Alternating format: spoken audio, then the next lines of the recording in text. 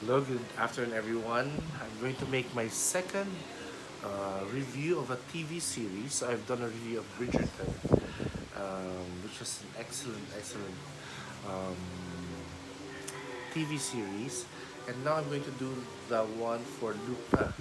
So I had dinner with my friends a week ago, and one of them is a francophone. She can speak French, and she suggested to me this Netflix TV series called Lupin, and it turns out that Lupin is like the equivalent of Sherlock Holmes in France, and he has books also by, if I'm not mistaken, Maurice Chevalier.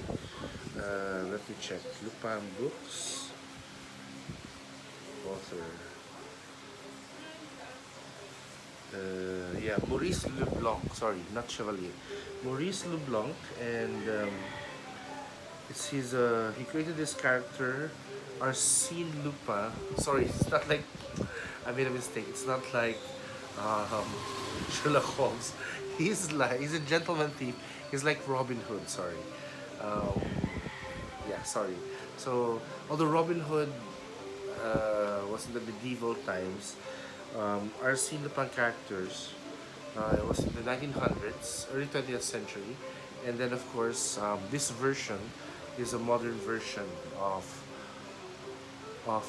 the books written by um, Maurice Leblanc. No? I did check if the book was available in Amazon, and it is.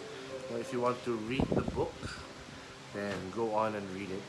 Um, but this series by Netflix is just as enjoyable. It has a great cast. Omar Sy, I think you've seen him in other movies. Um, let's see. He's very popular in France. Yeah, because he was in that movie, The Intouchable, no? Uh, which was one of the biggest movies in France when the year it was released, 2011. And then it was an American actor who played this part, but yeah, the American version was not as good, no. So anyway, let's go back to Lupa. There are 5 episodes in this first series. In this first, what do you call that? Season. You can say it's season one, and what I can say about the series is very gripping. No? I don't want to tell the story because I want you to be surprised. But in a way, the setup of the story is that it's um, it's good versus evil. It's the battle between David and Goliath. So this very rich family, no? Just imagine in the Philippines if you were like Henry C's family. So just as an example, I'm not saying Henry C is a bad person, but for example, a family with that much clout, no? Maybe the Henry C's, the Lucio Tans, no? Those Asian tiger bosses, no? And make them corrupt, make them bad people. Um, so that's who Lupa is against. So these are the main no, the antagonist in the series is a person with no qualms. He has no qualms of killing people, of killing fellow Frenchmen, of killing women, of running people down if they don't agree with his point of view. So um, his ethics are questionable, although his family, his wife, his daughter, try to be loyal to him, but they have been manipulated as well by this character known as Pellegrini, which is played incredibly well again by this other actor. I like him as well. So I think next year I will make my own Netflix TV series awards because this year alone there's a lot of very good um, series that I've seen. No, although this is just the second one. Um, I like the series because it's evenly. Not. There's no, what do you call that, boring. No, when you watch long series, they're boring. parts. No, in this case, you're just always on the edge of your seat. When I was watching it, I'm like, when I work, I'm working and I'm watching, working, watching. Um, so I felt that I was always on the edge of my seat because I knew something exciting is going to happen, something difficult, something exciting is going to happen. And the 5 episodes you will see how smart Lupin's character is. So I'm pronouncing the French way, Lupa, but I think if you're in the Philippines, just say Lupin, Lupin, but it's Lupin. Um, and then because there are so many scenes there, which are so weird, which are so implausible, which I don't think you'd have to go through, but Lupin goes through to it because he wants to achieve something. He wants to achieve justice. He wants to achieve revenge in a way, no? For his father's suicide. So sorry, those are the things. Those are the some of the what do you call that? Uh, Facts in the story, which spoilers, no. So sorry if um, yeah, because those are essential to the story. Otherwise, you can watch the whole series, enjoy it. It's well acted. It's fun to watch, and once you start it, it's so hard to um, put it down, no? Because you want to know what happens next.